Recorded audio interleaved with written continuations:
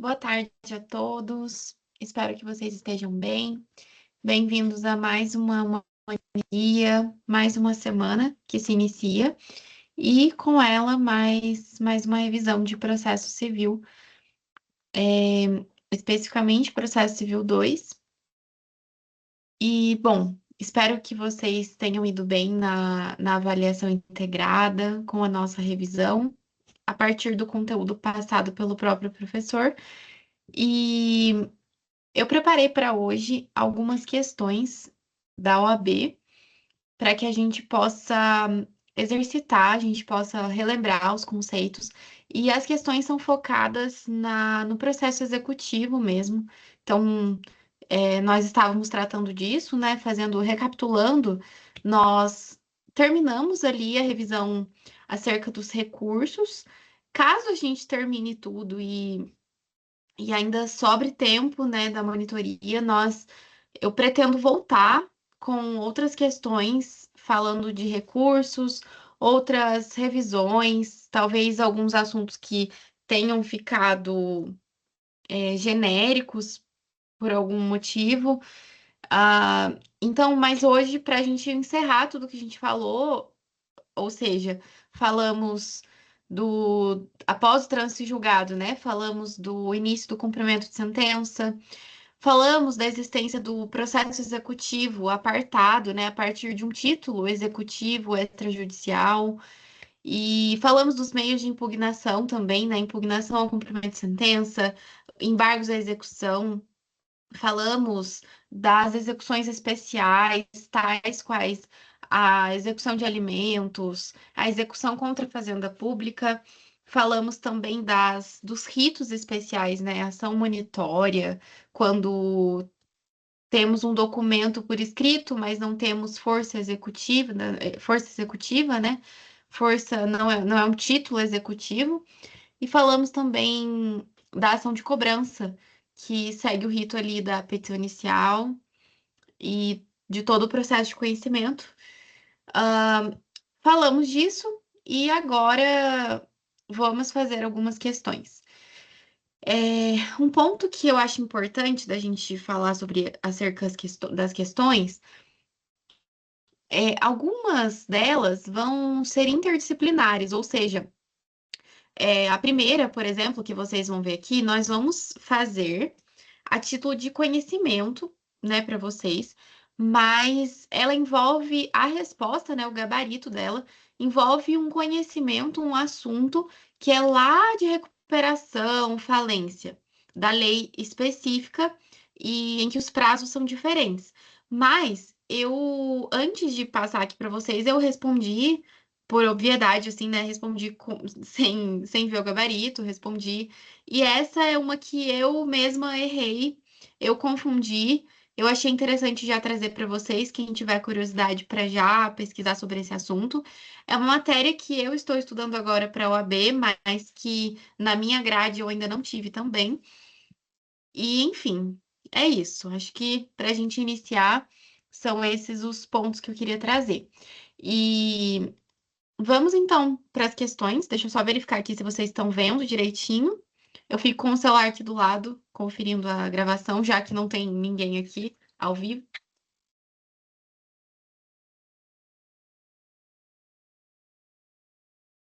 Então vamos lá. Eu imagino que vocês já estejam vendo a minha tela. Deixa eu aumentar aqui o brilho, para que eu possa ver também. Vamos lá. Deixa eu testar aqui o som para ver se está tudo certinho. Ok. Então vamos lá. Deixa eu dar uma ampliada aqui para ficar bom para vocês visualizarem.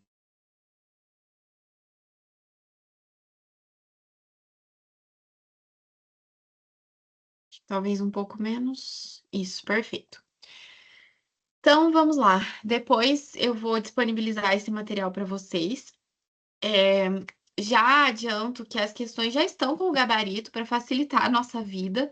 É, Depois, se vocês quiserem resolver com calma, né? Mas aqui nós vamos resolvendo juntos. E eu vou, na verdade, o foco é mais a gente ver o porquê que não é uma e porquê que é outra, mas vamos lá. Então vamos ler aqui. Essa é uma questão, ela é bem atual, deste ano. Então é, ó, 2026. Acho que, salvo engano, é da última OAB que teve. Vamos lá. A padaria Jacaré dos Homens, limitada, teve sua falência requerida. Então, lembrando, gente, essa primeira aqui já é daquele assunto que eu falei de falência e recuperação de empresas. Então, vamos ter isso em mente. Não se preocupem, tá? É porque as alternativas vão envolver questões que nós estamos estudando agora. E é bom a gente ver. Então, a padaria teve sua falência requerida em razão da impontualidade no pagamento de duplicata de prestação de serviço no valor de R$ 62.000, aceita e devidamente protestada para este fim. A devedora, qual seja, né, a padaria, procurou você como advogado informando que pretende depositar o valor cobrado.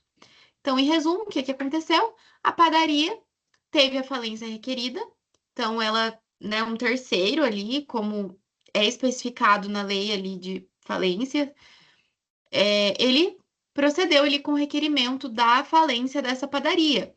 E a padaria aceitou essa dívida, então ela quer pagar, ela procura você, né, procura eu como advogado, informando que pretende depositar o valor cobrado. Então vamos lá. Acerca deste depósito, assinale a afirmativa correta. Então vamos apenas ignorar que é essa alternativa, só para a gente não ser influenciado. Já sabemos, mas é mais para nossa visualização. Então, alternativa A.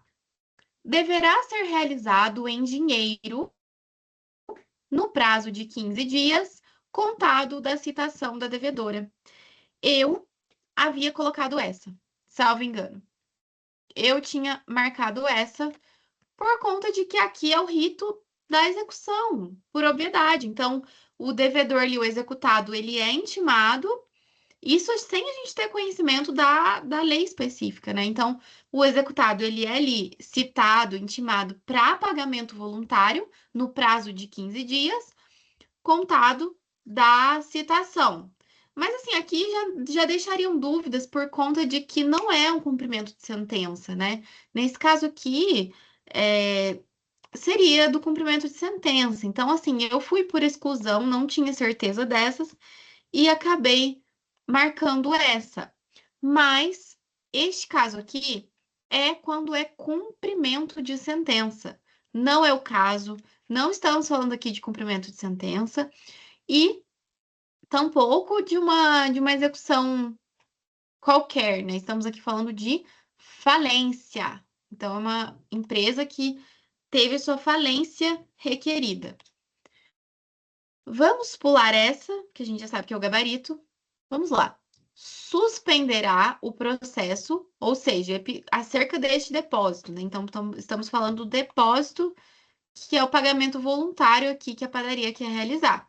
Então, acerca desse depósito, o que vai acontecer? Suspenderá o processo pelo prazo de 30 dias, ou até que seja apreciado o mérito da cobrança, o que ocorrer por último, ou D, poderá ser realizado em dinheiro ou mediante prestação de caução real ou fidejussória no prazo de 5 dias, contado da citação. Eu não tinha certeza de nenhuma dessas por conta do prazo e acabei marcando essa. A alternativa correta, a gente já vai ver aqui a justificativa de cada uma, tá? A B. Compreenderá o valor total do crédito, acrescido de correção monetária, juros e honorários advocatícios. Vamos lá. Por que que não é A? Então, aqui eu coloquei o fundamento, né, que é essa lei específica, que diz o seguinte: citado devedor poderá apresentar contestação no prazo de 10 dias. Então, nos pedidos, o devedor poderá depositar o valor correspondente ao total do crédito reclamado para discutir a legitimidade e a importância da cobrança, elidindo assim a falência. Como o caso trata de pedido de falência por impontualidade, aplica-se essa regra e o depósito elisivo deve ser feito no prazo de 10 dias. Então, temos que saber dessa lei para responder essa questão.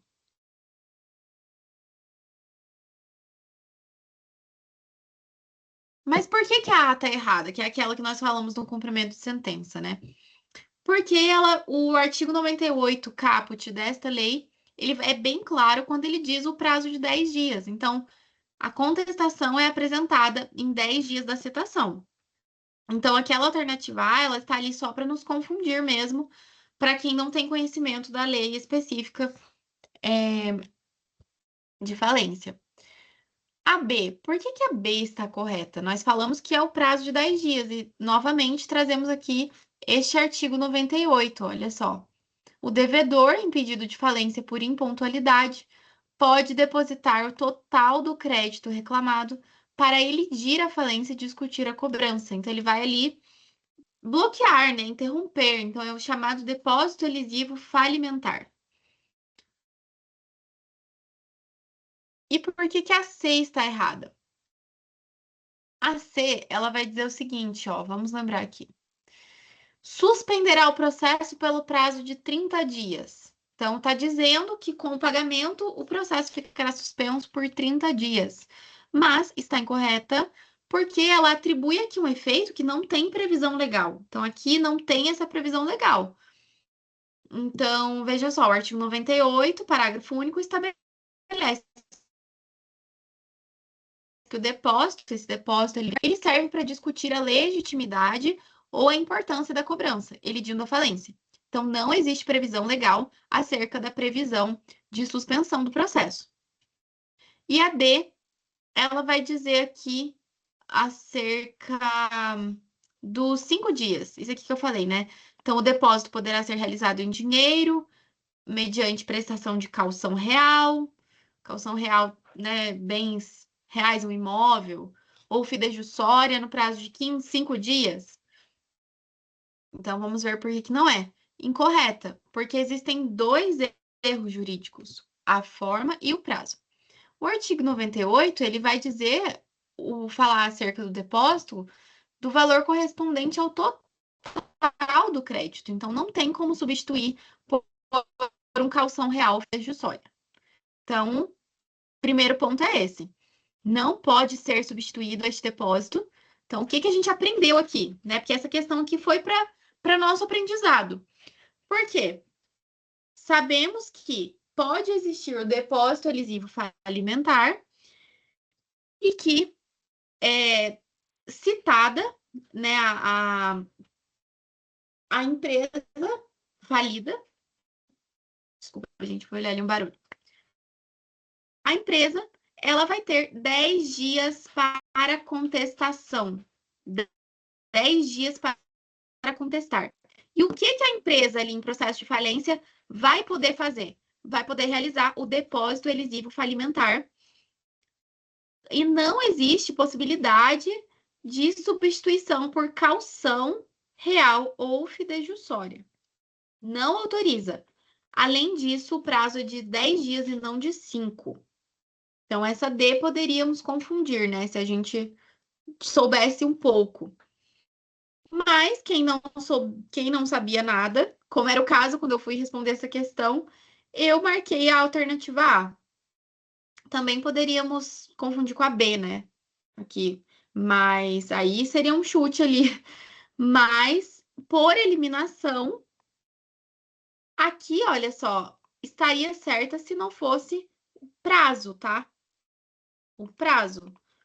Mas, como nós vimos, é a alternativa B, tá, gente? Então, compreenderá o valor, esse depósito elisivo falimentar, ele compreenderá o valor total do crédito, acrescido de correção monetária, juros e honorários advocatícios.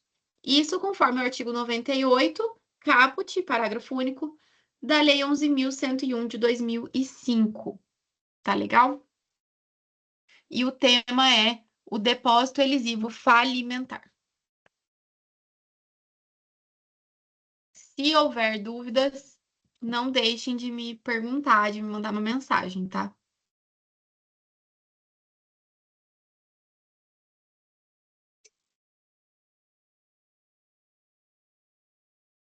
Então, aqui também tem uma questão aqui que é a pegadinha da questão, né? Qual foi a pegadinha? A banca, ela explorou a confusão entre a lei, prazos, técnicas do CPC. Então, ela fez essa mistura, assim, para a gente poder confundir. Então, o caso, ele não se resolve por regra geral de execução, mas pelo artigo 98 da Lei Falimentar, que define prazo, forma, conteúdo e efeito do depósito elisivo. Então, vamos lembrar deste artigo 98, aprendizado do dia. Então, qual foi o aprendizado? Depósito elisivo falimentar. A empresa em processo de falência pode requerer o depósito elisivo falimentar após a citação, prazo de 10 dias. Outro aprendizado, ele não pode, ele deve ser em dinheiro, acrescido de juros e correção, como é o caso do nosso gabarito ali, da alternativa B, e não pode ser substituído por um calção real ou fidejussório. E qual é o prazo? 10 dias, tá? Vamos para a próxima. Já vou tirar aqui o gabarito. Vimos, mas apenas para termos uma visualização clara. Esta questão, ela é do ano passado, então ela é bem recente também. Todas eu achei, eu fiz um filtro lá que eu achei, eu peguei as questões mais recentes para a gente ver as que como tem sido cobrado, né? Esse assunto. Então vamos lá. Em execução fundada em título extrajudicial, então já temos aqui um primeiro spoiler aqui do que estamos tratando. Então, é uma execução de título extrajudicial. Ela é uma execução fundada em título extrajudicial, ou seja, ação de execução de título extrajudicial. Então, ela foi movido por Murilo, o ex-sócio de Marília. Marília executada. Então, já temos aqui as partes. Ação de execução de título extrajudicial, Murilo exequente, Marília executada. Então, após regular citação, Marília não ofertou defesa, não nomeou bens à penhora, nem pagou o débito exequendo. Então, ela desapareceu. Por essa razão, o Murilo requereu a realização de penhora em contas correntes de titularidade de Marília, com o intuito de satisfazer seu crédito. E a indisponibilidade do valor foi determinada pelo juízo. Aqui é uma situação prática do dia a dia, uma situação prática ali de uma execução em que um valor é perseguido ali a, a partir da execução. Temos um título executivo extrajudicial e a parte é citada, mas fica inerte, razão pela qual o exequente inicia ali os atos executórios propriamente ditos. Então, no caso aqui, a indisponibilidade dos valores nas contas bancárias, nas contas correntes. Aqui até diz, né? Murilo requereu a realização de penhora em contas correntes de titularidade de Marília. Então, ele tinha o intuito de satisfazer seu crédito. Vamos ver as alternativas. Tomando o caso acima como premissa, assinale a alternativa correta.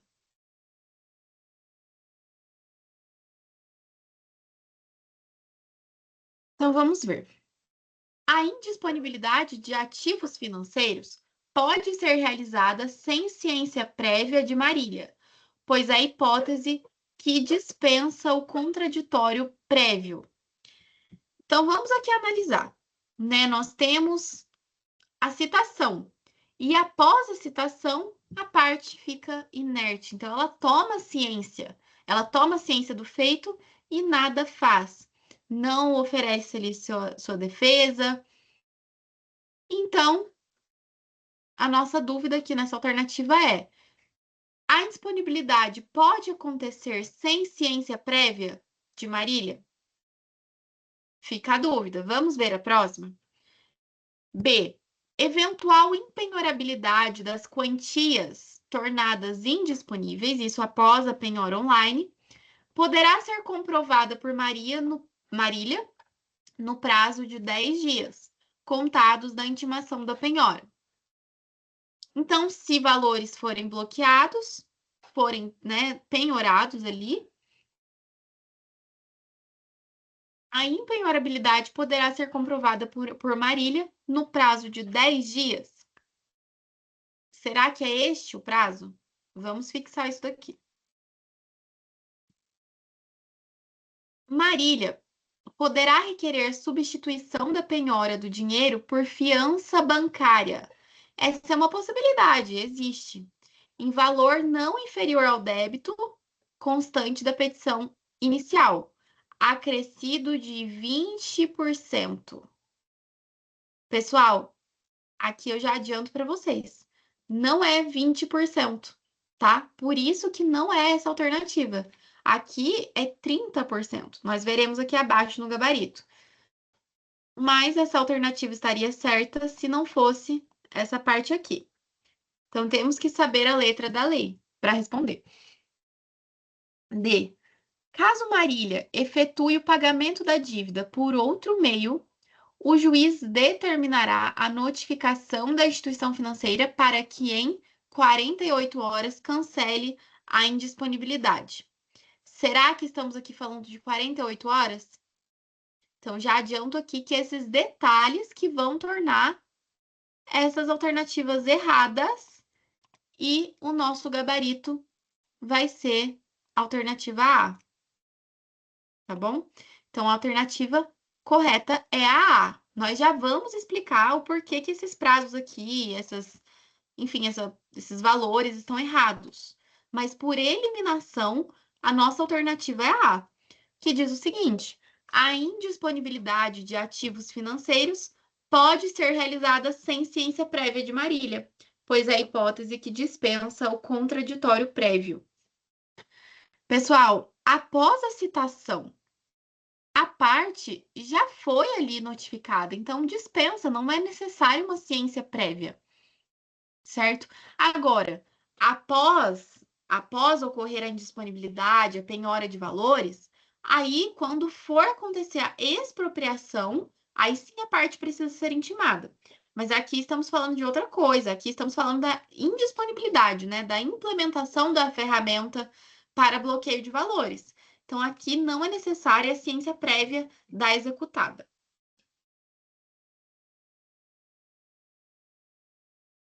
Até porque, qual que é a lógica, né? O que que o legislador pensou, né? O porquê que não é necessário? Por conta de que, imaginem só, eu estou buscando a satisfação da minha dívida e eu vou avisar a pessoa, ela pode simplesmente retirar aquele dinheiro, dar uma outra finalidade para ele e sumir com aqueles valores e eu nunca mais vou ver. Então, não é necessária ciência prévia, ok? Então, vamos ver aqui juntos por que que não são esses prazos, esses valores que eu mencionei aqui. Então, a questão ela vai abordar aqui a penhora de dinheiro via bloqueio judicial de ativos. Então, procedimento típico da execução.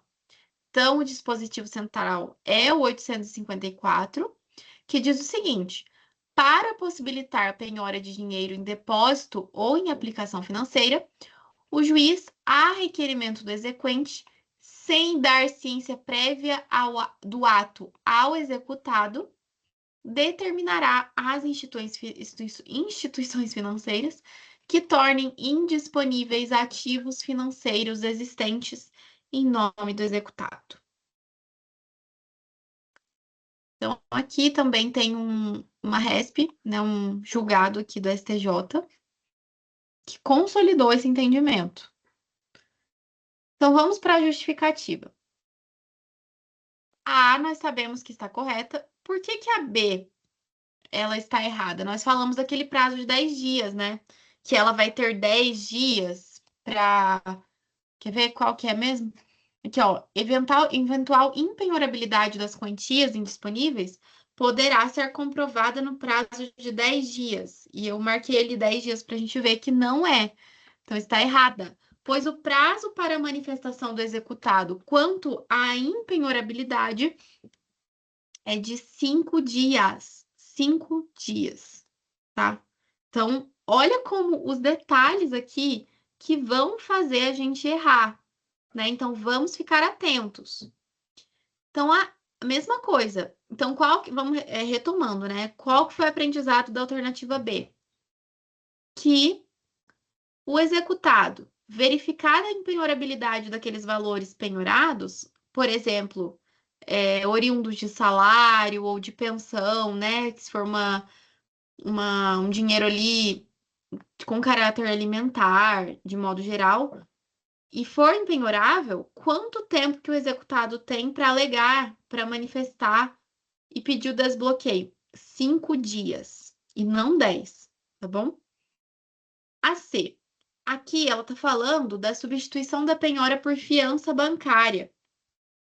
É um caso muito específico, mas que existe, né? Então, o executado pode requerer a substituição da penhora por uma fiança bancária. Mas, neste caso, o valor tem que ser acrescido de 30% e não 20%, como era o caso da nossa alternativa. Ela falava que ela tem possibilidade de requerer, né, a substituição por fiança bancária, mais acrescido 20%. Por isso que está errado, porque o correto é acrescido de 30%, tá? E a D está errada, já que o juiz comunicará o cancelamento à instituição em até 24 horas. Aqui ele vai dizer que, vamos supor que foi, né? Vamos ler aqui a alternativa, só para eu não falar da minha cabeça. Então, caso Marília efetue o pagamento da dívida por outro meio, eu já ia confundir, eu já estava falando que no caso que quando constata a impenhorabilidade, né? Mas no caso, se ela efetua o pagamento, né? Então, se ela efetua o pagamento e comprova, o juiz imediatamente, então vamos lembrar que é o mais rápido possível. Ele tem quanto tempo para determinar a notificação da instituição financeira para o desbloqueio? 24 horas e não 48 horas. Então, eu vou grifar aqui de outra cor para dizer que tá errado. Porque aqui, ó, 30%, aqui são 5 dias e aqui são 24 horas. Então, ele tem 24 horas, o magistrado tem 24 horas para requerer ali, determinar a indisponibilidade à instituição financeira. Então, qual que é o sinal aqui de pegadinha, que ficou muito claro para a gente? A contagem dos prazos e a análise literal dos artigos. Então, vejam só, aqui tem até outra dica, ó. Questões de execução costumam explorar detalhes como prazos, né? 5, 10 dias, 48 horas, 24 horas. Então, assim, 10 dias, 15 dias. Então, assim, a gente precisa entender o que que a banca vai nos cobrar, né? E a banca, ela, ela exige, né, que saibamos a letra da lei, a análise literal do CPC, tá? Então, essa, a 2, a alternativa correta é a alternativa A.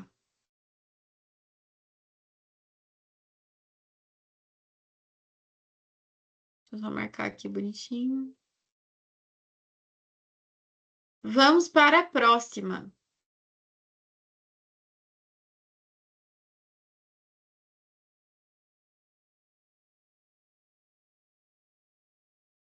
Tudo certinho por aqui.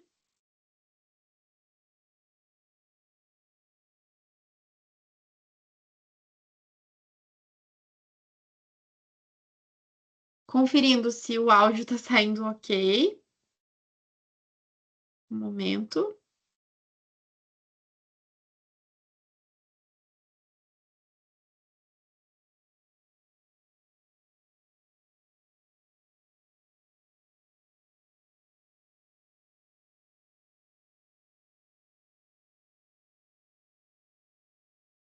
Deixa aqui para eu visualizar.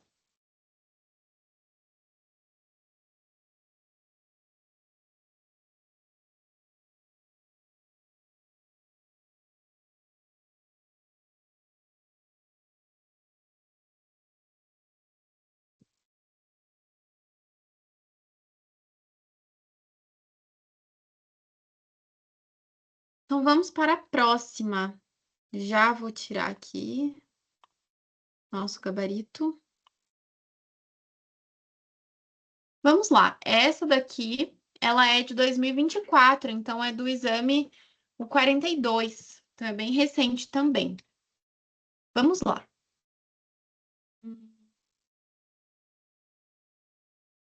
Vamos ler juntos. Joana formulou o requerimento de cumprimento de sentença em face de Regina. Então, aqui já não estamos mais falando de uma execução de título extrajudicial, estamos aqui falando de um cumprimento de sentença. Fixemos isso. Joana formulou o requerimento de cumprimento de sentença em face de Regina. No curso de tal fase do processo, nessa, ou seja, esse procedimento nessa parte, essa fase incidental, que é o cumprimento de sentença, Joana obteve a penhora de um automóvel de propriedade de Regina, cujo valor de mercado é de R$ 10.000, superior ao do montante exequendo, sendo nomeada depositária do bem. Então, o que aconteceu? Joana iniciou o cumprimento de sentença em face de Regina. Joana exequente e Regina executada. E no curso do processo, a Joana conseguiu a penhora de um automóvel de propriedade de Regina. Valor de mercado R$ 10.000. E é superior ao valor da dívida, ao valor perseguido. Então, ela foi nomeada depositária do bem. No atual momento do processo, Joana deseja se tornar proprietária do imóvel, do automóvel. Deixa eu ver aqui. Tudo certo. Então, aqui nós estamos falando da adjudicação do bem. Vocês se lembram que a gente conversou a diferença de penhora, de expropriação, de adjudicação? Então, a penhora seria esse bloqueio. Então, vai implementar ali o sistema, no caso, o Renajude, vai bloquear esse automóvel e, posteriormente, ela poderia vender, né, e expropriar. Então, iria pegar esse dinheiro, estamos falando do dinheiro. Mas, no caso, a Joana, a exequente, ela quer ser proprietária, então ela requereu a adjudicação do bem. Ela quer tomar o bem para si a título de satisfação dessa dívida. Mas vamos lembrar que a questão deixa claro o seguinte: o valor de mercado deste automóvel, ele supera o valor da dívida. Então, vamos analisar aqui as alternativas para a gente responder. Alternativa A. Assinado o auto de adjudicação pelo juiz, deverá ser expedida a carta de adjudicação e o mandado de imissão na posse. Será? Então, estamos aqui falando de um procedimento da adjudicação. Vamos pular, vamos ver a próxima.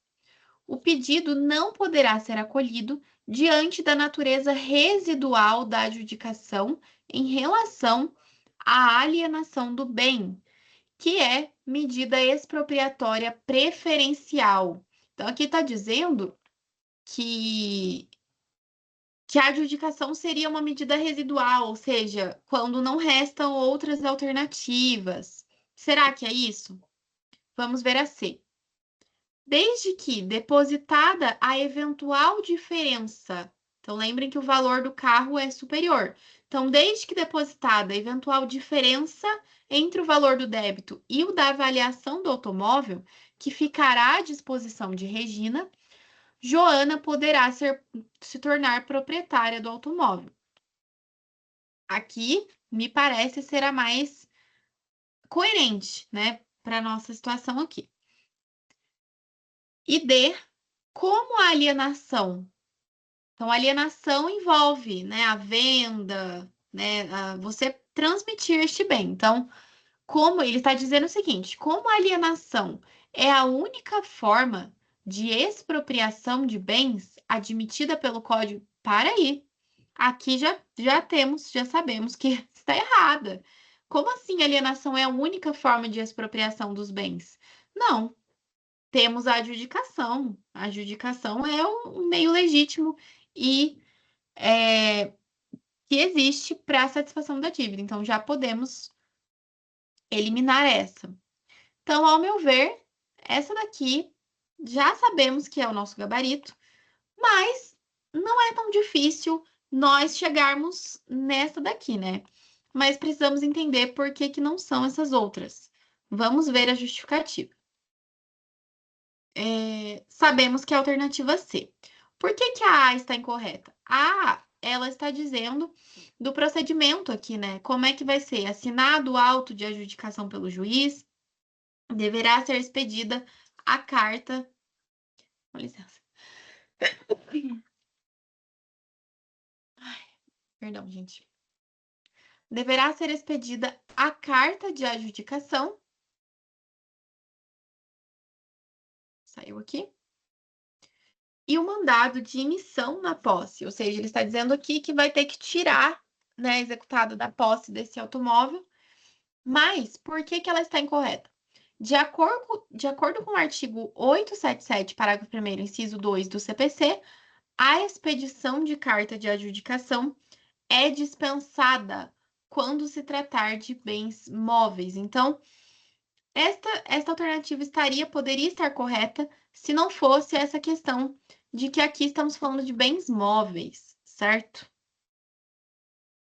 Então, aqui ela estaria certa se estivéssemos falando de um imóvel, né? De um bem, de uma casa, talvez.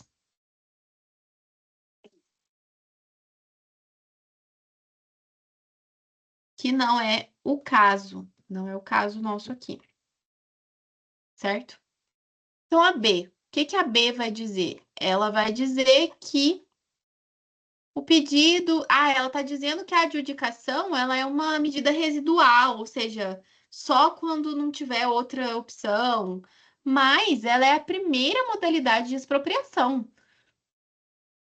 Então, ela é preferencial, inclusive, em relação à alienação. A parte, o exequente ali, ele pode muito bem requerer a adjudicação desse bem, ele pode querer ficar com aquilo para ele, que é, né, em palavras simples, é basicamente isso. Então, não existe isso, ela não é residual. Outro aprendizado, ela não é residual. E por que que a D está errada? Porque o CPC, ele prevê diversas formas de expropriação. Ele tá aqui foi, acho que a primeira que eu eliminaria. Com certeza, ela diz aqui que só que a única forma de quê? Ele diz o seguinte, olha, que a alienação é a única forma de expropriação. Não, está incorreto.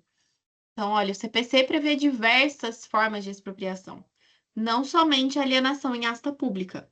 A adjudicação é uma das modalidades previstas conforme o artigo 825.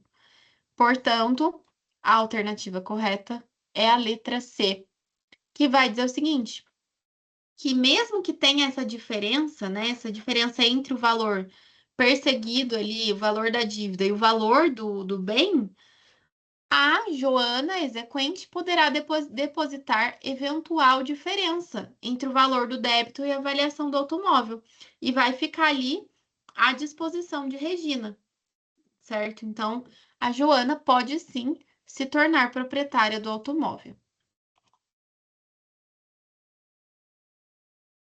Portanto, a alternativa correta é a letra C.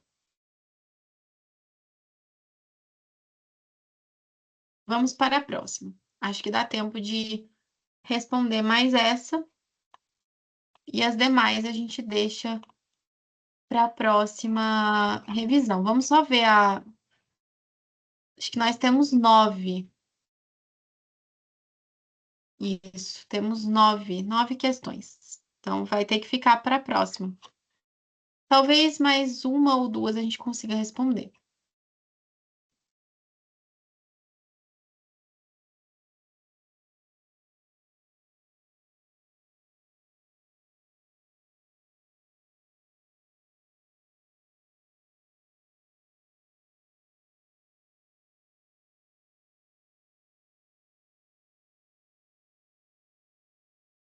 Então, vamos lá. A questão número 4. O engenheiro civil José Carlos. Então, aqui nós temos várias questões, várias informações. Vamos por partes, porque as questões são assim, né? Envolvem também a nossa interpretação. Então, engenheiro civil José Carlos Silva trabalha em Aracaju. Ok. Ele realizou a reforma da casa de Luzia, no valor de R$ 15.000. O serviço foi devidamente prestado, sem qualquer reclamação por eventuais falhas por parte de Luzia. Contudo, esta não efetuou o pagamento no prazo estipulado. Então, o que que aconteceu? Houve a prestação de um serviço e este serviço, no entanto, não foi pago, né? Então, a Luzia aqui está inadimplente.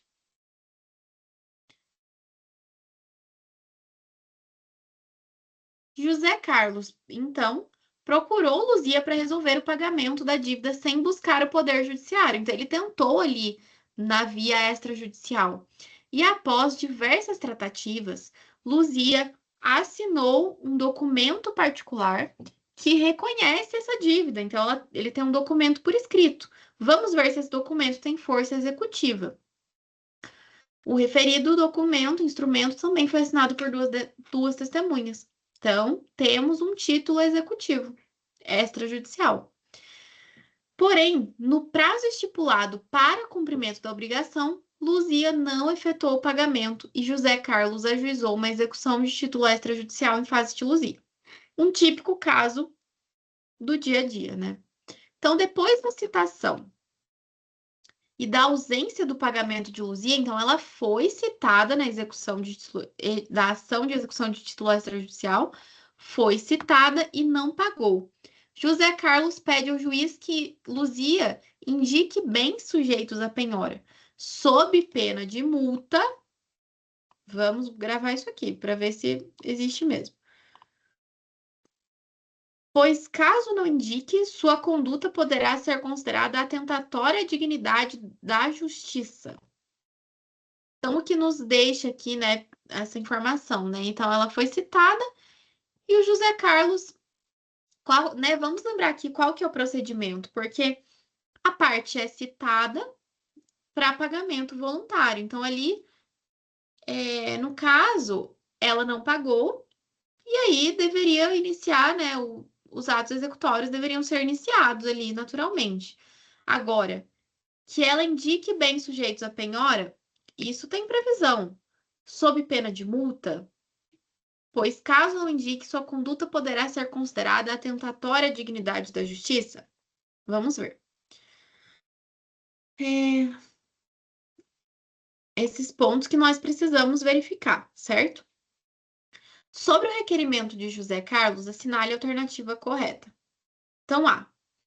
José Carlos não poderá efetuar este requerimento, pois não é possível o arbitramento de multa caso Luzia não indique bens sujeitos à penhora. Então, a nossa dúvida aqui é: cabe multa?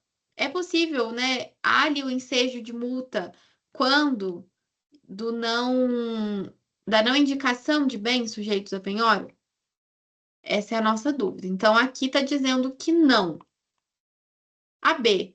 José Carlos poderá efetuar este requerimento, sendo considerada atentatória à dignidade da justiça, conduta comissiva, então, algo que ela faz, né? Ou omissiva, algo que ela não faz, da executada que foi intimada não indica ao juiz quais são e onde estão os bens sujeitos a penhora e os respectivos valores, nem exibe prova de sua propriedade, e, se for o caso, a certidão negativa de ônus.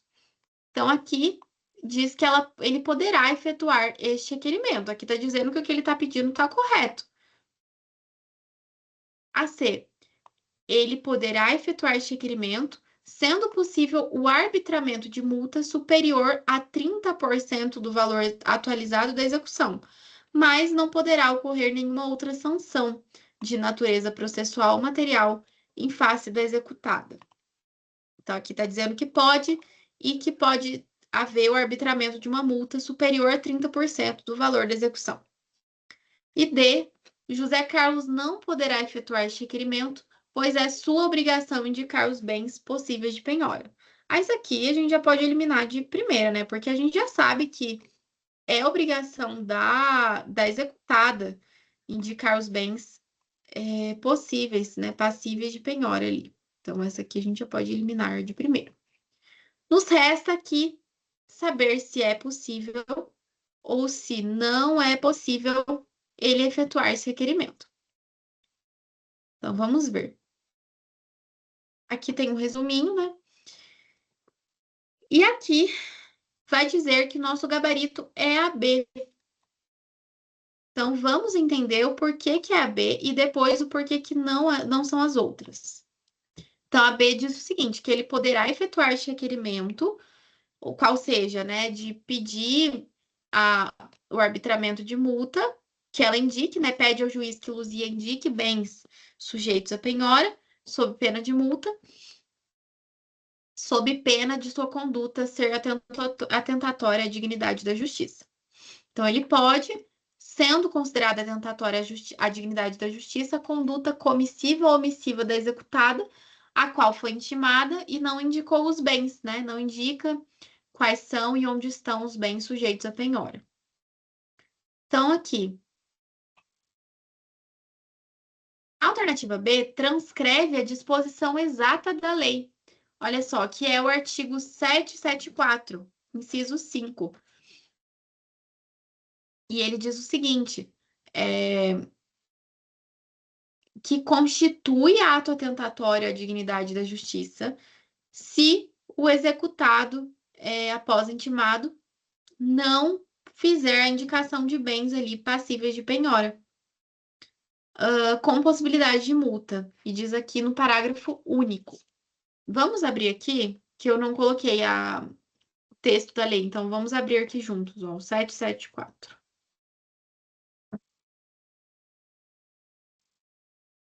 Considera-se atentatória à dignidade da justiça a conduta comissiva ou omissiva do executado que, e aí aqui temos os incisos, né? Ele que frauda a execução, que se opõe maliciosamente à execução, empregando ardis e meios artificiosos, dificulta ou embaraça a realização da penhora, resiste às ordens judiciais, e aqui o 5, inciso 5, que é o nosso gabarito. Intimado não indica ao juiz quais são e onde estão os bens sujeitos à penhora e os respectivos valores, nem exibe prova de sua propriedade e, se for o caso, a certidão negativa de ônus. Gente, é exatamente o que está escrito aqui. Então, é atentatória, é uma conduta atentatória à dignidade da justiça, e aqui, ele que não exibe provas de sua propriedade, e, se for o caso, a certidão negativa de ônus.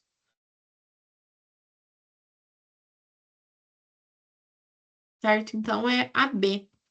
E olha o parágrafo único, ele vai dizer o seguinte: tá falando da multa, né? Então, nos casos previstos nesse artigo, o juiz fixará a multa em montante não superior a 20%. Então, olha só, para a gente confundir a alternativa C aqui, olha.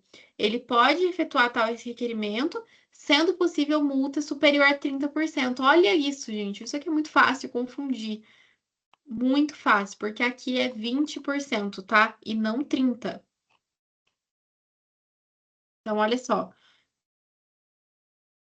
do valor atualizado do débito em execução, a qual será revertida em proveito do exequente, exigível nos próprios autos do processo, sem prejuízo de outras sanções de natureza processual ou material.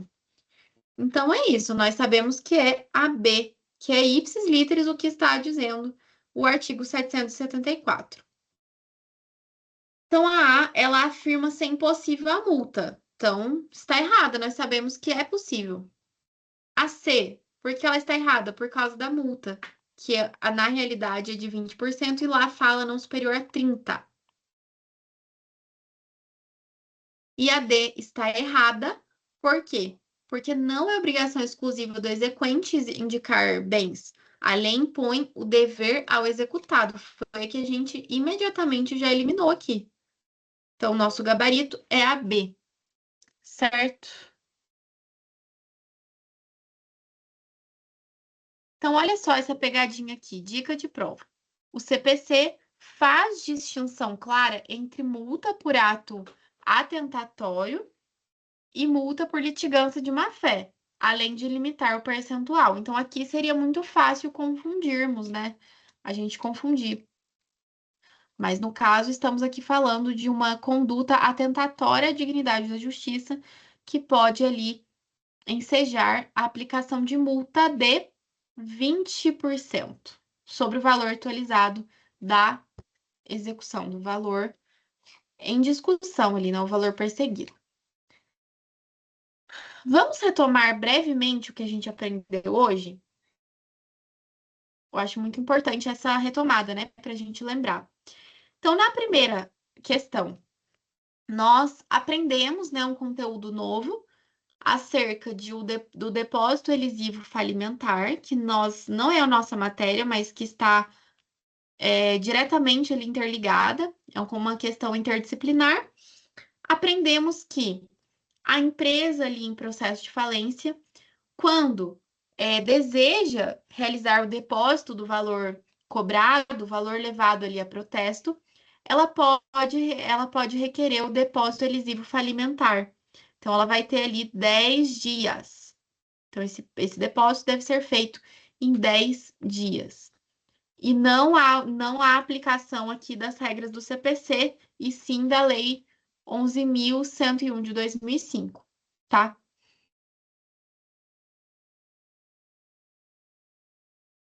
A2, nós falamos, né? Estávamos falando de uma execução de título extrajudicial, e aqui estávamos falando da ciência prévia, né? Tema central aqui é se é necessária ciência prévia ao executado quando da indisponibilidade dos valores, né? Então, a indisponibilidade de ativos financeiros. E pela lógica, nós sabemos que não é necessária a ciência prévia ao executado para realizar a indisponibilidade de ativos financeiros. Eventual impenhorabilidade das quantias devem ser alegadas em quantos dias? 5 dias, e não 10. Marília pode requerer a substituição da penhora por fiança? É possível, mas acrescido de 30% e não de 20%, como é o caso aqui. E o último aprendizado aqui dessa questão: caso Marília efetue por outro meio, então, se ela comprovar o pagamento da dívida ali, em quanto tempo o juiz deve determinar à instituição financeira o desbloqueio desses valores, né? A indisponibilidade para cancelar? 24 horas e não 48 horas, como está aqui. A próxima alternativa, estávamos falando da penhora de um automóvel. Então, aprendemos aqui, né, que esta carta de adjudicação, ela não, ela é dispensada quando estamos falando de penhora de automóveis, de bens móveis, né? No caso, não de automóveis, mas de bens móveis. Ela é mais específica para bens imóveis. Então, não está correta essa alternativa. Na B, aprendemos que ela diz que a adjudicação ela tem uma natureza residual. Nós aprendemos que não é residual. Pelo contrário, ela vem ainda acima da alienação. E aprendemos também que a alienação não é a única forma de expropriação. Existem outras diversas formas, como é o caso da adjudicação do bem. E neste caso, como tem a diferença de valores, basta que a exequente deposite ali em juízo essa diferença de valores e poderá, assim, adjudicar este bem e se tornar proprietário. E agora, a última que nós conversamos aqui. O engenheiro que prestou serviços, é, a, a pessoa que usufruiu desse serviço não, né, a contratante ali no caso, ela não pagou, se tornou inadimplente. Na via extrajudicial, eles assinaram um instrumento com força executiva. O José Carlos, né, o exequente, ele ingressou ali com uma ação de execução de título extrajudicial.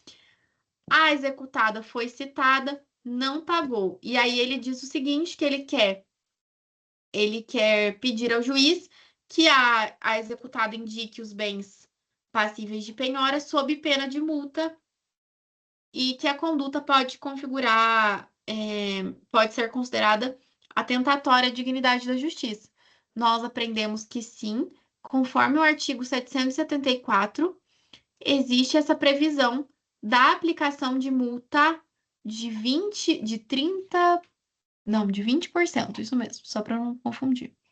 É isso mesmo. Então, a multa, olha como é fácil confundir.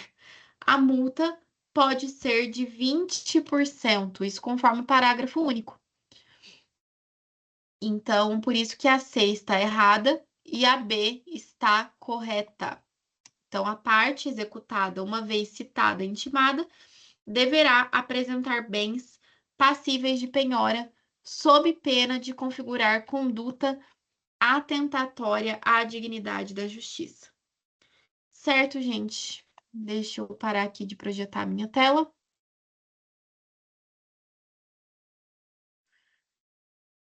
É isso. Essa foi a nossa revisão.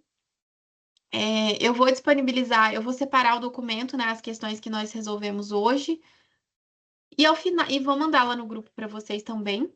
E ao final, eu envio o documento com todas as questões resolvidas e todos os gabaritos, tá?